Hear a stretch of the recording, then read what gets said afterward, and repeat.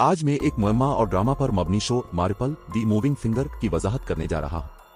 आगे स्पॉयलर्स हैं, मुहतात रहें। यह किस्त जेरी बर्टन के गिर्द घूमती है, जो कि एक वर्ल्ड वॉर 2 के साबिता फौजी हैं, जिन्हें मिलिट्री से बाहर की जिंदगी के साथ एडजस्ट होने में मुश्किल हो रही है। वो मोटर बाइक हादसे में बुरी तरह जख्मी हो गए थे और कई महीनों से बिस्तर पर थे। सेहतयाबी के आखिरी मरहले के लिए वो और उनकी बहन जोना लंदन से एक खामोश गांव लिमस्टाक मुंतकिल हो जाते हैं। बदकिस्मती से जब वो पहुंचते हैं तो गांव एक खौफनाक वाकये से लरज रहा होता है। एक मोहतरम और प्यारे रिहायशी कर्नल इपल्टन ने चंद दिन पहले खुदकुशी कर ली थी। इससे एक जहरीला खत मौसूल हुआ था जिसमें इस पर अपनी मरहूमा बीवी से बेवफाई का इल्जाम लगाया गया था। कर्नल एक निहायत मजहबी शख्स था जो अपनी बीवी से बेपनाह मोहब्बत करता था, इसलिए जब अफवाहें फैलने लगे तो उसने समझा कि अपनी जान लेना ही बेहतर है। बहरहाल बहन भाई लिमस्टाक पहुंचते हैं और मिस ईमेली के मिल्कियती फार्म हाउस में रिहाइश इख्तियार करते हैं। मिस ईमेली अपनी मुलाजिमा एक दरमियानी उम्र की औरत पॉर्ट्रेज को मेहमानों की खिदमत के लिए छोड़ देती है। शुरू में हालात सादा और पुरसुकून नजर आते हैं। गांव के लोग खुश अखलाक होते हैं और कई अफराद बहन भाइयों को अपने घरों पर दावत देते हैं। वो पहले मिसेस मैकरॉक के घर जाते हैं, जो कि गांव के पादरी की बीवी है। माँ की करीबी दोस्त मिस जैन मार्पल भी मौजूद होती हैं और सब चाय पर बैठते हैं। कुछ देर बाद माँ नई आने वालों को उन जहरीले खतूत के बारे में बताती हैं जो गाँव में गर्दिश कर रहे हैं। वो उन्हें कर्नल इपल्टन की मौत से मुताल्लिक अफवाहों के बारे में आगाह करती है। माँ को इन अफवाहों पर यकीन है, जबकि उनकी दोस्त मार्पल के ज्यादा शक्की मिजाज लगती है। इसके बाद बहन भाई मिस्टर पाई के घर जाते हैं, जो एक उम्र रसीदा और कुंवारे आदमी है। वो एक अजीब शख्सियत रखते हैं, स्कैंडल्स से मोहब्बत करते हैं और काफी नर्म मिजाज दिखाई देते हैं। पाई हर एक के बारे में सख्त और तनकीदी राय रखता है, लेकिन जब जेरी जहरीले खतूत के बारे में पूछता है तो वो वाज़े तौर पर बेचैन हो जाता है और कर्नल की मौत पर तबसरा करने से इनकार कर देता है, जिससे जेरी को शक होता है। बाद में वापसी पर वो मोना समनेक्टन और उसकी 20 साला बेटी हेलन से मिलते हैं। पता चलता है कि हेलन फितरतना काफी अजीब है और उसके दोस्त कम हैं। इसके सौतेले भाई भी हैं जो उसकी माँ की दूसरी शादी से है।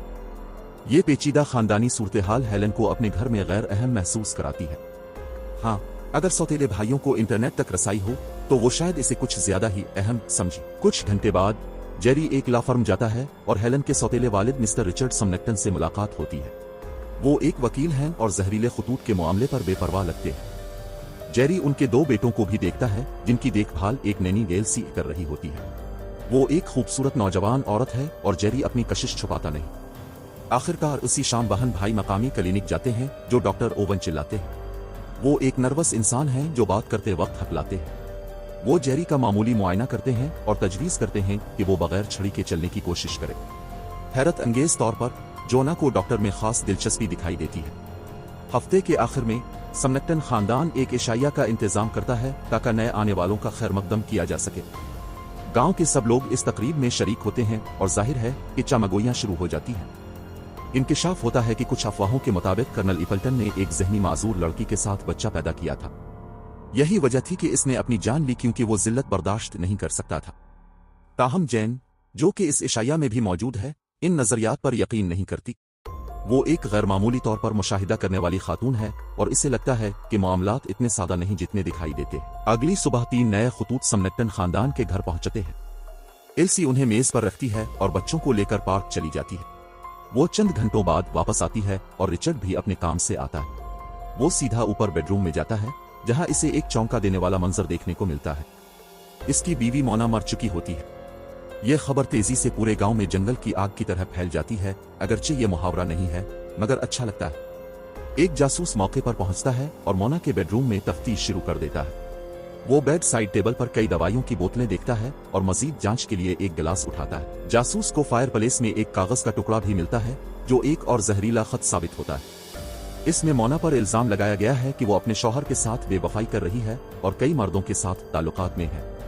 कुछ वक्त बाद जेरी समनेक्टन के घर पहुंचता है। वहां का माहौल जाहिर है कि अफसुर्दा है, लेकिन हेलन के सिवा कोई ज्यादा मुतासिर नजर नहीं आता। उसका हयातियाती बाप उसे बचपन में छोड़ गया था और अब उसकी माँ भी मर चुकी है। इस अफसोसनाक हालत को देखते हुए जेरी हेलन को वक्ती सुकून देने की पेशकश करता है। वो उसे अपने और अपनी बहन के साथ बड़े फार्म हाउस में रहने की दावत देता है। ये सुनकर नौजवान लड़की, जो फौरन इस घर से निकलना चाहती है, इस पेशकश को कबूल कर लेती है। दरी असना गांव की काउंसिल मोना की मौत पर एक इजलास मुनक़िद करती है। जासूस जिलाई जज को अपनी तहकीक से आगाह करता है। इसका शौहर काम पर था, उनके बच्चे आया के साथ पार्क में खेल रहे थे। वॉल्डो कहीं नजर नहीं आया और नौकरानी छठी पर थी। मोना को इस दिन दोपहर में एक खत मौसूल हुआ जिसके मुंदरजात ने इसे इस कदर परेशान किया कि इसने साइनाइड पी लिया। इसके बाद डॉक्टर ओवन को भी उसके तिब्बी रिकॉर्ड्स के बारे में गवाही देने के लिए बुलाया जाता है। वो जासूस की बातों की तस्दीक करता है और बताता है कि वाकई मोना न्यूरोसिस की मरीजा थी। यूं जिलाई जज किसी कत्ल के इम्कान को मुस्तरद कर देता है और उस केस को खुदकुशी करार देता है। दिन गुजरते जाते हैं और हेलन बर्टन बहन भाइयों के साथ रहकर खुद को पुरसुकून महसूस करने लगती है। इसकी खास तौर पर जेरी के साथ करीबी दोस्ती हो जाती है और वो दोनों बाकायदगी से अपनी जिंदगियों के बारे में बात करते हैं। ऐसी ही एक रात जेरी और हेलन फार्म हाउस के बागीचे में उसके करियर पर बात कर रहे होते हैं। वो काफी देर बात करते हैं जब हेलन जेरी से पानी लाने को कहती है।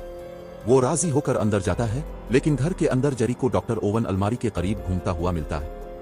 इसके हाथ में क्लासिक रूसी कहानियों की एक किताब होती है और वो जेरी के अचानक आने से चौंक जाता है। ताहम डॉक्टर जल्दी से वजाहत करता है कि वो जोना को डिनर पर ले जाने आया है। अगली सुबह डॉक्टर ओवन की बेवा बहन एमी फार्म हाउस आती है। वो जेरी से गांव में हालिया मौत पर बात करती है। वो ये यकीन रखती है कि मोना को मौसूल होने वाला जहरीला खत दरअसल सच बोल रहा था। हैरान कुन तौर पर वो मोना के शौहर का दिफा करती नजर आती है। जैसे ही मेहमान रुखसत होती है, जेरी को एक जहरीला खत मौसूल होता है जो उसकी बहन के नाम होता है। इसमें इल्जाम लगाया गया होता है कि उसकी बहन ने बगैर शादी के बच्चा पैदा किया है और उन्हें लंदन वापस जाने की धमकी दी जाती है। फिक्रमंद जेरी फौरन ये खत इस जासूस के पास ले जाता है जो हालिया अमवात की तफ्तीश कर रहा होता है। जासूस खत की अच्छी तरह जांच पड़ताल करता है और मालूम करता है कि इस पर कोई फिंगरप्रिंट्स नहीं है। ताहम इसे इस केस में कुछ दिलचस्प सुराग मिलते हैं। पता चलता है कि तमाम जहरीले खतूत पर मौजूद पता में हर्फ टी और रे टेढ़े होते हैं। टीटस एंड एस जासूस खुद से बड़बड़ाता है। इसका मतलब यह है कि यह खतूत एक विल्सन टाइपराइटर से टाइप किए गए थे जिसमें यही खामियां मौजूद हैं, और पूरे गांव में सिर्फ एक ऐसा टाइपराइटर मौजूद है जो सिमनेक्टन खानदान ने ख्वातीन के कम्युनिटी सेंटर को तोहफे में दिया था। जासूस नतीजा अखज़ करता है कि यह खतूत लिखने वाली कोई दरमियानी उम्र की औरत है जो बाकायदगी से इस सेंटर का दौरा करती है। अगले दिन दोपहर के वक्त जेरी बागीचे में टहल रहा होता है जब फार्म हाउस की केयरटेकर पॉटरेज इसे रोकती है। वो एक दिन की छुट्टी मांगती है क्योंकि उसे ईगन्स की कॉल आई थी जो सिमनेक्टन खानदान के लिए काम करने वाली नौकरानी है। ईगन्स बहुत परेशान लग रही थी और फौरन पॉटरेज से मिलना चाहती थी। यूं जेरी बुजुर्ग केयरटेकर को छुट्टी दे देता है और अपनी चहलकदमी जारी रखता है। ताहम इस शाम पॉटरेज मामूल के मुताबिक वापस आ जाती है। जेरी इससे मुलाकात के बारे में पूछता है, लेकिन वो बताती है कि ईगन्स मुलाकात के लिए नहीं आई। इसी लम्हे जेरी को एक हौलनाक फोन कॉल मौसूल होती है। पता चलता है कि ईगन्स की लाश सिमनेक्टन हाउस की सीढ़ियों के नीचे वाले कमरे से मिली है। अगली सुबह जेरी, जैन और जासूस हालिया मौत के गिर्द घूमते असरार पर बात करते हैं। इंकिशाफ होता है कि ईगन्स इस दिन अपने बॉयफ्रेंड से मिलने गई थी जब मोना सिमनेक्टन की मौत हुई थी। ताहम वो जल्द ही झगड़े के बाद वापस आ गई थी। ईगन्स ने जरूर इस शख्स को देखा होगा जिसने वो जहरीला खत मोना के लिए छोड़ा था, इसीलिए खत लिखने वाले ने इसे मार दिया ताकि उसका राज फाश ना हो जाए। उसी हफ्ते के आखिर में मोना की आखिरी रसूमात मकामी चर्च में अदा की जाती है। जेरी डॉक्टर ओवेन की बहन एमी के बिल्कुल सामने बैठा होता है जो अलसी के बारे में कुछ नाज़ेबा बातें कहती है। इसके मुताबिक आया रिचर्ड सिमनेक्टन को बकाना चाहती थी और आखिरकार इससे शादी करना चाहती थी। वो अकेली नहीं जो उन अफवाहों पर यकीन रखती है। बाद में तदफीन की रस्म के दौरान आया और रिचर्ड के दरमियान झगड़ा हो जाता है। रिचर्ड अलसी पर अपनी बीवी की मौत का इल्जाम लगाता नजर आता है। खिदमत मुकम्मल होने के बाद जेरी फार्म हाउस वापस आता है और अपनी बहन से मिलता है। पता चलता है कि जोना और डॉक्टर ओवेन इन दिनों एक दूसरे से कसरत से मिल रहे हैं। दर हकीकत डॉक्टर ने इसे एक निराला सा तोहफा भी दिया है, एक बड़े हुए तली की तस्वीर। इसे याद था कि मुझे इन चीजों का शौक है। जेरी इस तस्वीर को किताबों की शेल्फ में एक किताब में रखने जाता है जब उसे कुछ अजीब महसूस होता है। वो एक किताब क्लासिक रूसी कहानियों की निकालता है, वही जो डॉक्टर ओवेन कुछ हफ्ते पहले हाथ में लिए हुए था। ज्यादा हैरत की बात यह है कि इस किताब के कई सफ़हात फाड़े गए हैं। इस किताब का फ़ॉन्ट उन्हीं जहरीले खतूत के फ़ॉन्ट से मुशाबे है। ये इंकिशाफ जेरी के जहन में कुछ चिराग रोशन कर देता है और अब वो डॉक्टर ओवेन पर शक करने लगता है। दिन गुजरते जाते हैं और जेरी इस सारे मामले में मजीद उलझता जाता है। एक शाम जब वो घर लूटता है तो उसे लाउनिश की मेज पर अपनी बहन का एक नोट मिलता है। बज़ाहिर वो मार्केट गई हुई है, मगर डॉक्टर ओवेन की कॉल का इंतजार कर रही थी। नोट में लिखा है कि जेरी तमाम कॉल्स का जवाब दे। ताहम ये सूरत हाल जेरी को परेशान कर देती है क्योंकि उसे नहीं लगता कि डॉक्टर के इरादे नेक हैं।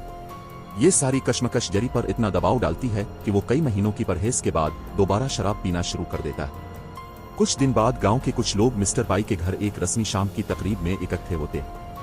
सब कुछ मामूल के मुताबिक चल रहा होता है जब तक कि फार्म हाउस की मालिकन मिस एमली आगे आकर एक ऐलान नहीं करती। वो खासी जज्बाती नजर आती है और अपनी बरादरी में होने वाली हालिया हलाकतों पर बात करती है।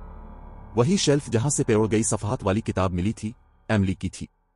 चुनांचे गांव में अफवाहें फैल रही थीं कि ये सब जहरीले खतूत एमली ने ही भेजे थे। बूढ़ी औरत सबके सामने रो पड़ती है और उन इल्जामात की सख्ती से तरदीद करती है। गोया ये काफी ना हो, मिस्टर पाई इंकिशाफ करता है कि चंद हफ्ते पहले इसे भी एक खत मिला था। ये जहरीला खत नहीं था बल्कि एक दिल से लिखा गया नोट था जो कर्नल इपल्टन ने अपनी मौत से पहले छोड़ा था। इस खत के मुताबिक इपल्टन एक पोशीदा हमजिन्स परस्त था और उसका एक मर्द महबूब दूसरे शहर में रहता था। इपल्टन ने मिस्टर पाई को मशवरा दिया कि वो अपनी शनाख्त को कबूल करे और उसकी तरह पछतावे और तन्हाई का शिकार ना हो।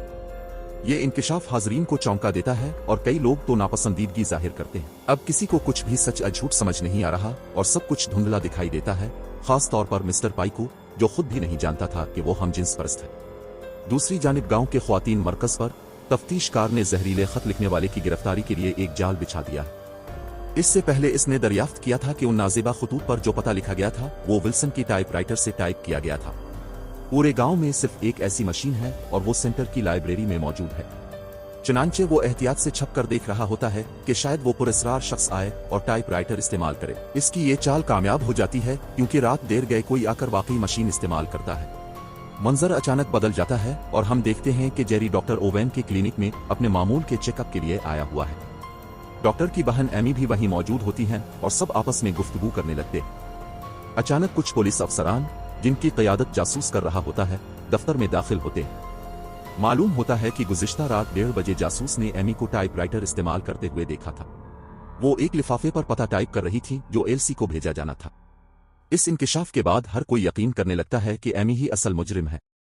इंकिशाफ होता है कि वो हमेशा से रिचर्ड समनेक्टन से मोहब्बत करती थी। शायद इसीलिए उन्होंने पहले इसकी बीवी पर बदचलनी का इल्जाम लगाकर उसे रास्ते से हटाया, फिर अब वो रिचर्ड की जिंदगी में मौजूद वाहिद औरत यानी नैनी को भी खत्म करने की मंसूबाबंदी कर रही थी। अगरचे सब लोग उन शवाहिद से मुतमईन हो जाते हैं, लेकिन मोहतरमा जैन मार्पल को शक बाकी रहता है। दरहकीकत वो यकीन रखती हैं कि एमी उन तमाम कत्लों और खतूत की जिम्मेदार नहीं है। बूढ़ी खातून बाद में हेलन और जेरी से मुलाकात करती हैं और एक पेचीदा मंसूबा तैयार करती हैं ताकि असल मुजरिम को बेनकाब किया जा सके। इसी रात हेलन अपने सौतेले वालिद रिचर्ड के पास जाती है और एक धमाका खेज इंकिशाफ करती है। वो उसे ब्लैकमेल करती है और इशारा देती है कि उसके पास इस बात का सबूत है कि रिचर्ड ने इसकी मां की दवा में छेड़छाड़ की थी। रिचर्ड इस बात को बरा रास्त तस्लीम नहीं करता, लेकिन हेलन को चुप रहने के लिए एक चेक लिख देता है। हेलन खुशी खुशी उसे कबूल करके अपने कमरे में वापस चली जाती है। चंद घंटे बाद रिचर्ड एक गिलास पानी में नींद की गोलियां मिलाकर हेलन के बिस्तर के पास रख देता है। हेलन, जो इस धोखे से लाइल्म होती है, पानी पी लेती है और फौरन बेहोश हो जाती है। रिचर्ड इस मौका से फायदा उठाकर उसे नीचे ले जाता है और उसका सर घर के गैस ओवन के अंदर रख देता है। वो पूरी तरह मुतमईन होता है कि वो ये कत्ल करके बच जाएगा, लेकिन इसे इल्म नहीं होता कि ये सब कुछ जैन मार्पल की तरफ से बिछाया गया जाल है ताकि उसे रंगे हाथों पकड़ा जा सके। चंद लम्हों बाद जेरी जासूस और मकामी पुलिस के साथ समनेक्टन के घर में दाखिल होता है। वो रिचर्ड को अपनी सौतेली बेटी को कत्ल करने की कोशिश और अपनी बीवी और नौकरानी के कत्ल के शुबा में गिरफ्तार कर लेते हैं। एक कामयाब तफ्तीश के बाद इस केस के मजीद हकायक सामने आते हैं। रिचर्ड नौजवान नैनी एलसी से मोहब्बत करता था। वो अपनी बीवी को रास्ते से हटाना चाहता था, इसीलिए इसने नाजेबा खतूत का मंसूबा बनाया। चूंकि वो एक वकील था, इसलिए इसे लोगों की जिंदगियों के अंदरूनी मामलात का पता था जो वो कानूनी मुकदमात के जरिए जानता था। रिचर्ड ने उन्हीं मालूमात को इस्तेमाल करके वो तमाम नाजेबा खतूत लिखे। दरहकीकत इसने ये तमाम खतूत कई महीने पहले विल्सन के टाइपराइटर पर लिखे थे। इसके बाद इसने वो टाइपराइटर विमेंस सेंटर को अतिया कर दिया ताकि खतूत का सुराग इस तक ना पहुंच सके। मजीद वीडियोस के लिए सब्सक्राइब करें, नोटिफिकेशन ऑन करें और चैनल की मदद के लिए लाइक जरूर करें। देखने का शुक्रिया।